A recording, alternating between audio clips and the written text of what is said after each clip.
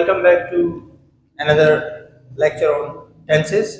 Dear students, जैसे आप सबको पता है कि लास्ट टाइम मैंने एक जो है इंट्रोडक्शन पे वीडियो बनाई थी अबाउट टेंसेस कि टेंस क्या हैं, टेंस कितने हैं. It was introduction to tenses. If you did not watch that video and you want to watch it, अगर आप जानना चाहते हैं टेंसेस कितने हैं, उनकी ब्रांचेस कितनी हैं, तो you can click on the I button and you can watch that video now और लेटर ऑन. तो डियर स्टूडेंट्स, टेंसेस जो हैं किसी भी लैंग्वेज में, खासकर इंग्लिश लैंग्वेज में जो है बेसिक बिल्डिंग ब्लॉक का काम करती हैं, क्योंकि अगर आप टेंसेस नहीं जानते you can not right, you can not understand and even you can not translate और स्पीक अ लैंग्वेज प्रॉपरली. जब आप टेंसेस को पढ़ते हैं तो आपको पता चलता है कि how to say something in English and how to translate something from English to Urdu, ताकि आपको टेंस की पहचान हो और आप जो जुमला है उर्दू का उसको किस तरह से इंग्लिश में बोलेंगे, कौन से हेल्पिंग वर्ब्स हैं, कौन से जो है वर्ब फॉर्म्स हैं, इनका इस्तेमाल करेंगे. तो मुख्तलिफ टेंसेज हैं जो हम पढ़ेंगे. We have the first tense. अच्छा स्टूडेंट्स, एक चीज़ मैं आपको बता दूं before we discuss in detail. सबसे पहले we have definition, identification of tense in Urdu, helping verbs and formation.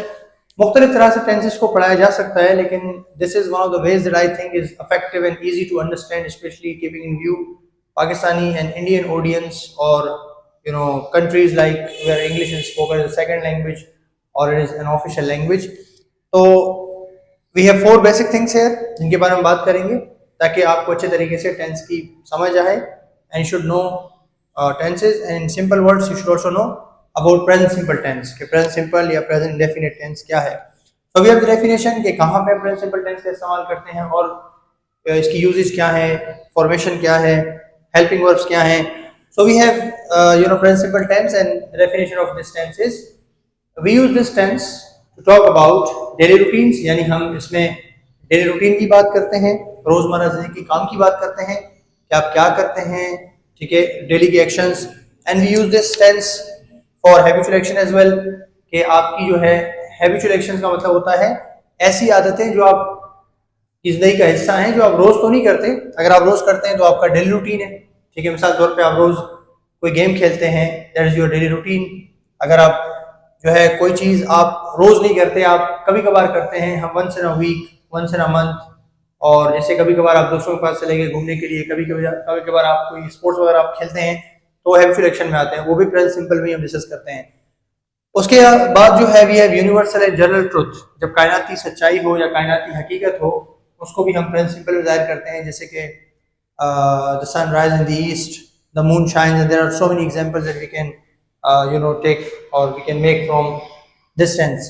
अच्छा, इसके बाद स्टूडेंट्स हमारे पास है परमानेंट या रिपीटेड एक्शन या रिपीटेड एक्शंस. हम जब रिपीटेड एक्शन की बात करते हैं या हम जब परमानेंट एक्शन की बात करते हैं, मिसाल तौर पे आप सुबह अगर स्कूल कॉलेज जाते हैं या ऑफिस जाते हैं तो आपका एक टाइम फिक्स है, आप उस टाइम को फॉलो करते हैं, एक रूटीन के साथ चल रहे होते हैं, जैसे कि सुबह का खाना हो गया, लंच हो गया, डिनर वगैरह, मतलब हर एक चीज का टाइम सेट है जो अपने रूटीन के साथ परमानेंटली चल रही है. ऐसे काम को भी हम प्रेजेंट सिंपल में डिस्कस करते हैं. Now let's talk about its Urdu identification, और in short we can call it ID in Urdu.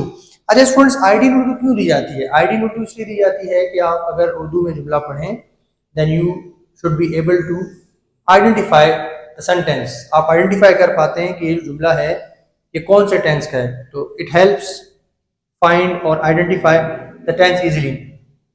तो स्टूडेंट्स, ऐसा जो है उर्दू का जुमला दैट एंड्स विद ता है, ता हूं, ती है, ती हूं, और थे हैं, तो that mostly belongs to present simple tense, और that sentence has a connection और has to do with present simple tense, right. जैसे मैं इंग्लिश बोलता हूं, मैं स्कूल जाता हूं, कॉलेज जाता हूं, हम अपने दोस्तों से मिलते हैं, वो चाय पीता है या पीती हैं.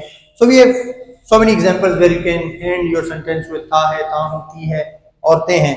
helping verbs, तो dear audience, इसमें 2 helping verbs हैं, do and does. okay, we use do when the subject is I, we, you, they, या कोई भी प्लूरल हेल्पिंग वर्ब जो है सब्जेक्ट हो, तो वहां पे हम do का इस्तेमाल करते हैं, हेल्पिंग और do का इस्तेमाल करते हैं. then we use does when our subject is he, she, it or any third person singular name, तो वहां पे हम does का इस्तेमाल करते हैं, यानी we use do and does as per the subject. अच्छा, यहाँ एक समझने वाली बात यह है कि हम do does का इस्तेमाल हर पॉजिटिव सेंटेंस में नहीं करते. ज़्यादातर we use do and does with negative, interrogative negative sentences. We use these two in positive sentences as well when we want to emphasize something. जो मैं आगे अब एग्जाम्पल के तौर पे बताऊंगा कहाँ पे it is possible to use do does in positive sentence as well. So let's now look at the formation or the formula. We can also call it structure of the tense. तो मैंने दो लिखे हैं ताकि it's easier to understand. We have subject first, यानी I, we, you, they, right? Then we use first form the verb, क्योंकि इनके साथ इन subject के साथ हम s, es, is का इजाफा या नहीं करते. And then we have object and EOP, extension of predicate if there is any extension of predicate. And then we have second formation subject like he, she, it, or any third person singular name, like for example third person, for example Ahmed, Ali, or any name like that. First form of verb SES IS with the verb because the subject is third person singular. तो यहाँ पे बात बड़ी समझने की है, you must pay attention to it.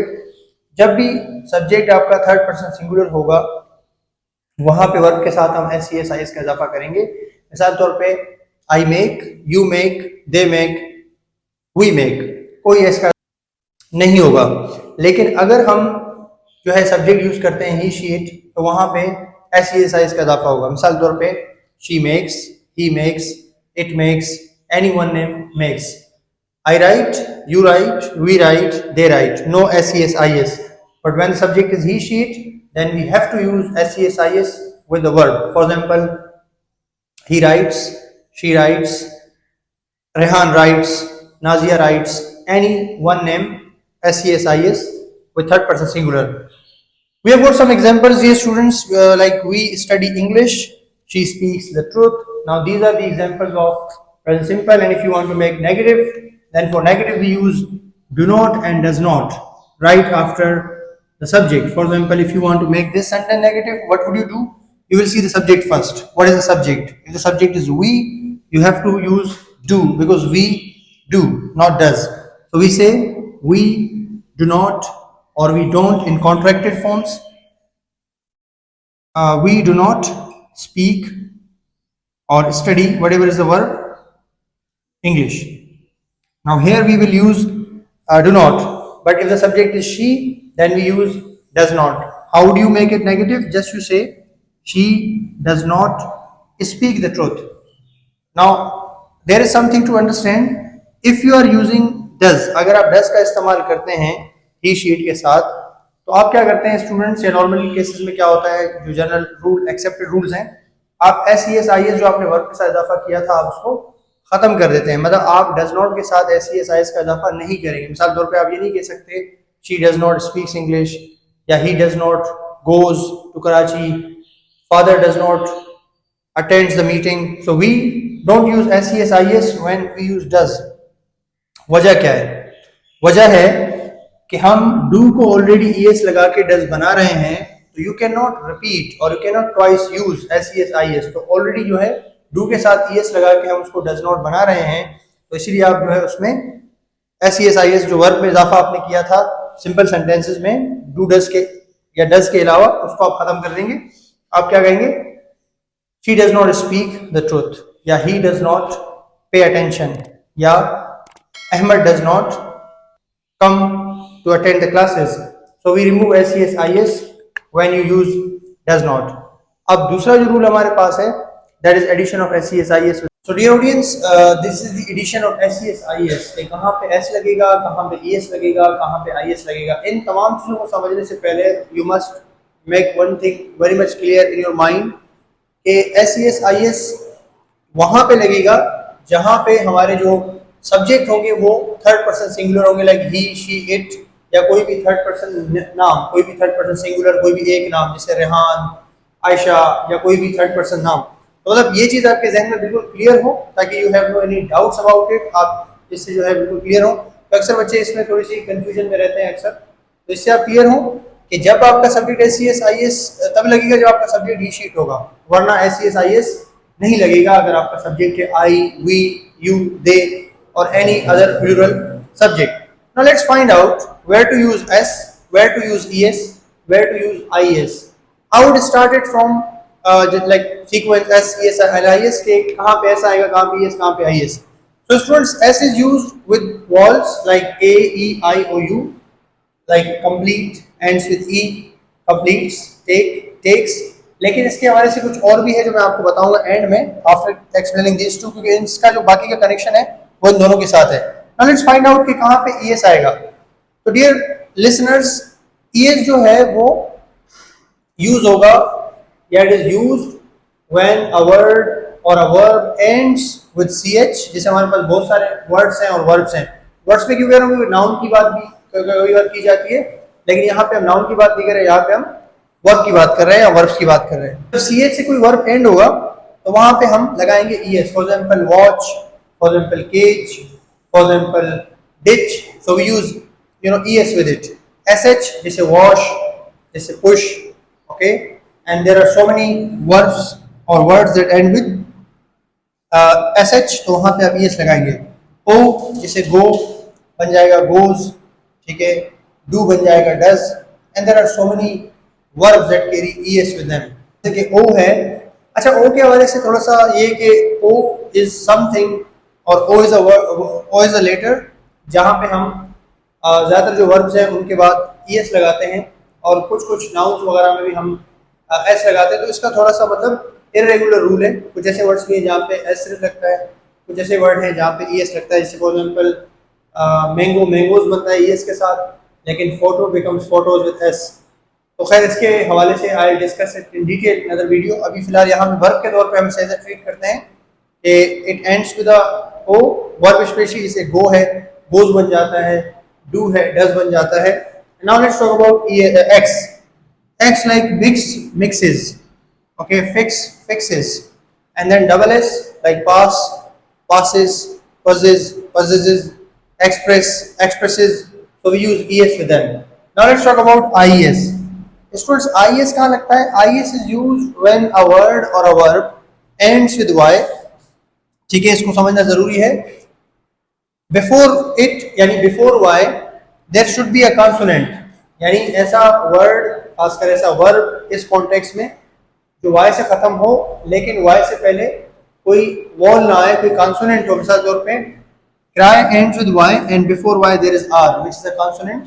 तो Y को हटाकर आप क्या करते हैं? IES लगाते हैं. देखिए, try, tries, reply, replies, study, studies, deny, denies. But when the word is play ends with Y but it is followed by A which is a vowel, तो यहाँ पे सिर्फ S आएगा, यहाँ पे ES नहीं लगाया जा सकता. Similarly, for example, अगर आपका वर्ड है like we have for example stay, तो यहाँ पे भी S आएगा, ES नहीं आएगा और IES नहीं आएगा. So I hope you understood these rules about SES, IES. You have to just keep these basic rules in mind ताकि आप SES, IES का इस्तेमाल करते हुए कोई गलती ना करें और आपको पता हो कि कहाँ पे S आएगा, कहाँ पे ES आएगा, कहाँ पे IES आएगा.